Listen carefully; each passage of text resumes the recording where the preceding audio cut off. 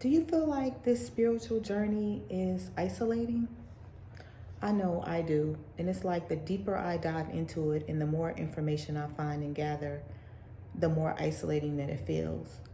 But what I'm coming to realize is that it's not that I feel isolated in the sense that I don't have anybody that supports me or have anybody that loves me.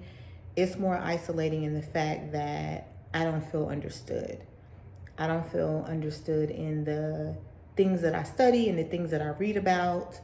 And it's hard for me to have deep conversations with people around the things that I'm learning and the things that I'm going through based on this spiritual journey that I have. And I've been reading spiritual, metaphysical, esoteric, self-help books for 25 years. And in the beginning, a lot of it was really scary for me because when it comes to ancestry work, when it comes to being intuitive, when it comes to being in alignment with who you know you're supposed to be and where you're supposed to go, it just gets a little bit scary for me. Scary in a good sense because I understand these things and I know that they're part of what's going to help me get on my journey, but scary in the sense of once you know these things, you can never go back to being the person that you were. And so I think that's where more of the isolation comes in. Last week was a really, really hard week for me. And I can say that I haven't had a week like that probably since I suffered from depression and suicide, which has also been almost 25 years ago. That's what actually got me started on this spiritual journey in the first place. And I couldn't really figure out what was going on with me. But what I did know is that I've been working intentionally, diligently to change my frequency, because as I've been doing this work, I also have come to understand that when it comes to manifestation, it's all about your frequency, and your frequency is just all about how you feel. So I try to be in a space of understanding how I feel. And so it really threw me for a loop that I was feeling. I don't even know how to describe what I was feeling. But once I sat down and gathered my thoughts and started really focusing on what I was doing, what I realized is that it was my old frequency trying to sneak back up on me because it doesn't like what I'm doing. The old frequency, like one of my spiritual teachers always says, when you try to change your frequency, your old frequency is going to gaslight you. And that's what was happening. My old frequency was trying its best to gaslight me, and it felt horrible. But I knew if I could make it through that feeling of being uncomfortable, and if I could put into practice some of the things that I have been studying and reading about, that it was going to be better. But the shit don't feel good. Let's get real. What I also realized is that I deep dive into some work. I've been deep diving into some things since the end of 2024, and I've been reading this book, The Three Magic Words by U.S. Anderson. And when I tell you this book is number one deep, because it has a lot of science in it, a lot of scientific words, a lot of things in it that I did not understand. Just reading it, I was like, what the hell is he talking about? But he even said that in the book. He was like, the first time you read this book, you probably will not understand anything that's in it. But the more you read it and the more your frequency starts to elevate, the more you're going to understand the book. So I made a promise to myself, and I was like, well, I'm just going to read this one book for the entire month of January and nothing else. And it's a short book. I think it's like 11 chapters, maybe. And there's 11 chapters. And each chapter has a reading section, and then at the end of the chapter, there is a meditation. So I did a chapter a day. I did the meditation at the end. It's a 10-minute meditation. It's like one meditation, but you're supposed to repeat the meditation for 10 minutes. So I would set the 10-minute timer and just repeat the meditation. So I read it actually in December. That's when I started. But in January, I did my second read for the first 11 days. And then I continued another chapter until I got to the end of January. And I slowly started to see things changing for me. And I started to see how I was showing up differently when it came to reacting to situations, when it came to how I talked to myself, when it came to me really walking in faith. Because this is to me like a spiritual science God book. I don't really know any other way to describe it. Metaphysical, esoteric, like all the things. But it's a great book, and I think it's exactly what I needed for where I am on this journey. And so I was very grateful to find this book and to read this book. But it shifted so much inside of me, and I think it shifted so quickly that my old frequency was like, "Yo, what's going on? What are you doing?" Like, nah, that's not what we do. That's not how we get down. And it tried to challenge me. And so I find myself just feeling really down and bad, and not depression, but like right on the cusp of depression. That's the only way I could describe it. And one of the things is when you are the strong friend, and I think the reason why people consider me to be the strong friend, I know there's like this idea of what a strong friend is. It's the person that's there for you when you need them. They're the person that's going to lift you up when you are feeling down. They're the person who you can just call and talk to, and they're not going to judge where you are. They're going to ask you if there's anything they can do to help you. They're just there for you, and they seem to have their life in such a solid place that you feel like they're going to be okay. Like no matter what happens to them, they're going to be okay. And I fully embrace that strong friend persona. I don't mind it. I'm not the person that's like, I'm tired of being the strong friend. No, I enjoy being the strong friend because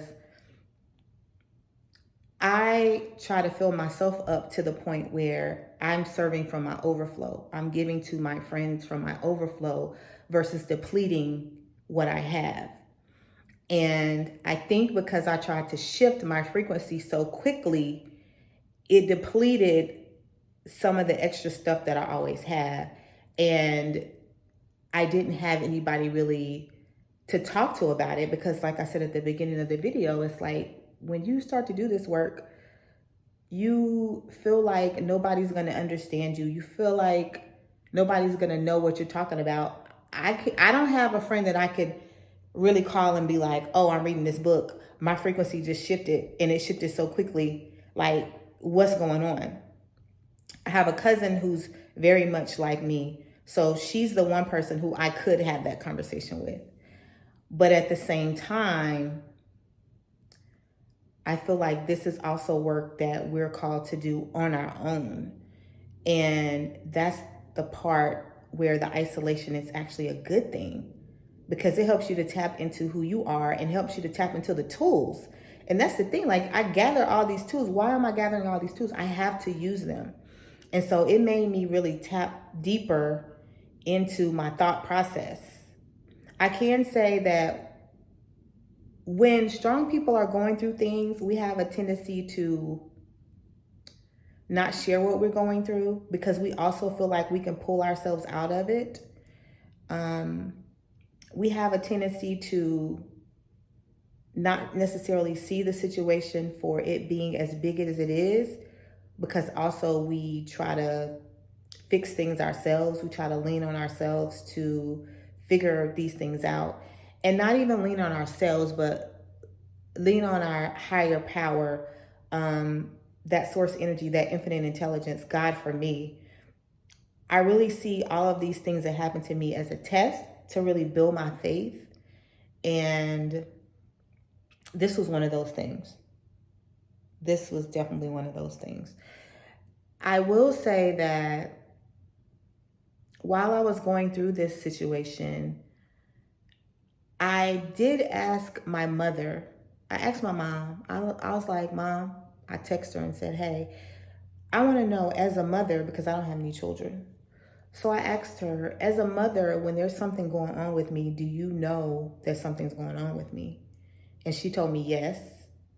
She said, but I don't say anything. And I asked her, is there a reason why you don't say anything? And she said yes, but she didn't give me an answer as to why. And she said that we would talk about it later.